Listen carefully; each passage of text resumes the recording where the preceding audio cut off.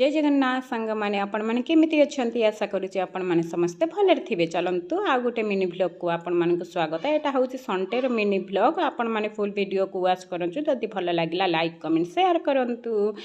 मोर सकाळु सकाळु आरंभ होता ठाकुर घरू तापर मु आसिकी ब्रेकफास्ट खाइकी तापर चा टिके पी देइथिली। जेहेतु संडे थिला झीर डांस क्लास बंद थिला से टिके कहिला मामा मोर रील्स टिके बनई दियो। सी एठी रेडी हो जाइथिला रील्स पई से मु तार टिके रील्स बनई देली। तापर मु आसिकी लंच टाइम हो जाइथिला। लंच एठी मु प्रिपरेशन कली। लंच रे आज थिला दही कड़ी।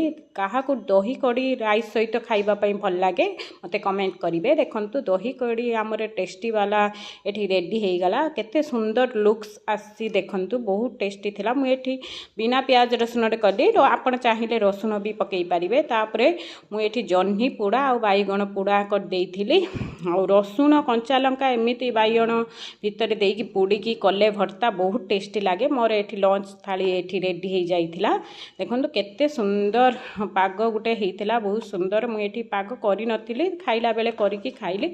इवनिंग हो जाइथिला संध्या देकी मो झियो एठी टिके पढ़ी दउथुला। तापरे हमरे डिनर रे थिला रोटी आ घुगुनी। केमिति लागिला वीडियोटी आपण माने कमेंट रे कहिबे। रहूची नमस्कार। जय जगन्नाथ।